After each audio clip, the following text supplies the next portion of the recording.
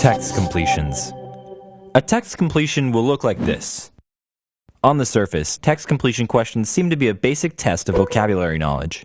Although knowing vocabulary certainly helps at this portion, what these questions are really testing is the ability to recognize context clues and synonyms. The way to tackle these questions is to start by reading the sentence and putting your own word in the blank before looking at the answer choices. Figure out what the sentence is saying and what word you would place in the blank space. Don't worry about coming up with a fancy or erudite word for the blank.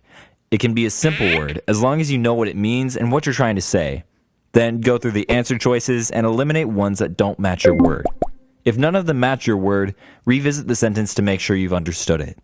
Now, go through the choices you haven't eliminated and find the one that is the closest synonym to the original word you used.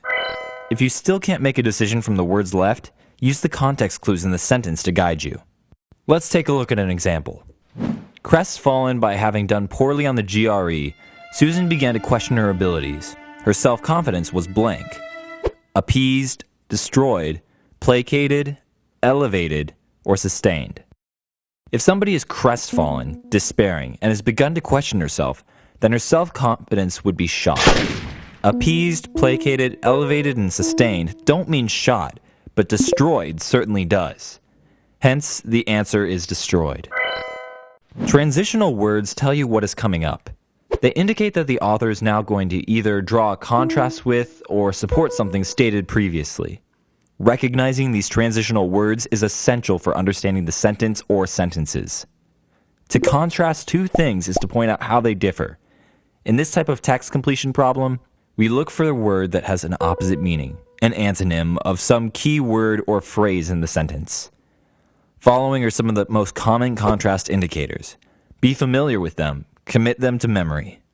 But, yet, despite, although, however, nevertheless, whereas, in contrast, while, though, and rather. Here's an example. Although the warring parties had settled a number of disputes, past experiences made them blank to express optimism that the talks would be a success. Rash, ambivalent, scornful, overjoyed, or reticent. Although sets up a contrast between what has occurred, success on some issues, and what can be expected to occur, success for the whole talks. Hence, the parties are reluctant to express optimism. The common word reluctant is not offered as an answer choice, but a synonym. Reticent is. Let's look at another. Rather than increasing its security by developing nuclear weapons, a nascent nuclear power is viewed as a blank by its enemies. Benefactor, protector, target, patron, or non-entity. The phrase rather than sets up a contrast between what a country hopes to achieve by developing nuclear weapons, increased security, and what it actually achieves, becoming a target. The answer is target. Supporting words support or further explain what has already been said. These words often introduce synonyms for words elsewhere in the sentence. Following are some common supporting words. And, also, furthermore, likewise, in addition, for, indeed, similarly, and truly. Let's take a look at an example. Davis is an opprobrious and blank speaker, equally caustic towards friend or foe, a true curmudgeon. Lofty, vituperative, unstinting, retiring, laudatory. And in the sentence indicates that the missing adjective is similar in meaning to opprobrious, which is very negative. Now, vituperative, the only negative word, means abusive. So that's our answer. Cause and effect indicators indicate that one thing causes another to occur. Some of the most common cause and effect indicators are because, for, thus, hence, therefore, if-then statements, accordingly, consequently, and due to. As an example, because the Senate has votes to override a presidential veto, the president has no choice but to blank. Object, abdicate, abstain, capitulate, or compromise.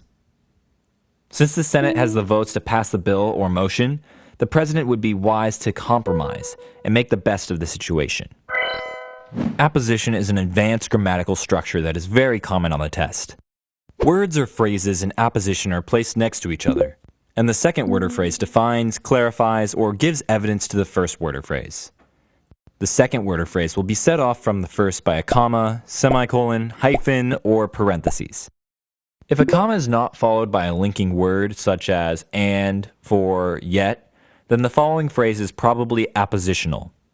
Identifying an appositional structure can greatly simplify a text completion problem, since the appositional word, phrase, or clause will define the missing word.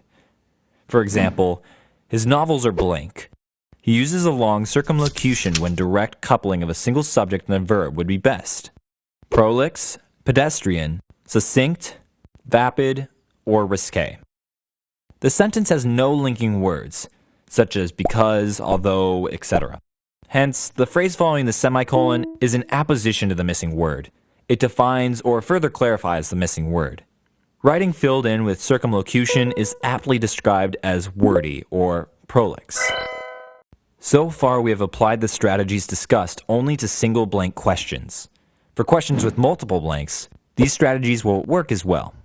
However, once you have determined what you believe to be the correct answer for each blank, you will need to reread the entire passage with each answer choice you have selected. Sometimes the answer to one blank affects the answers to another blank. In these instances, it may be best to answer the blanks out of order. Identify any blanks that do not seem dependent on the others and answer this one first. Then reread the entire passage with that blank filled in to answer the other blanks. It is essential, however, for you to check your work on multiple blank questions. Reread the entire sentence to ensure that it makes sense before you submit your answer. For example, in Plato's famous allegory of the cave, he, blank, the reality of the physical world, claiming instead that the truth is to be found in the blank, world. In the allegory, cavemen sit and stare at shadows, believing the shadows to be reality. But only the philosopher can climb out of the cave to reach heights where one can observe the true and perfect forms. Thus, enlightened men are blank to guide the unenlightened.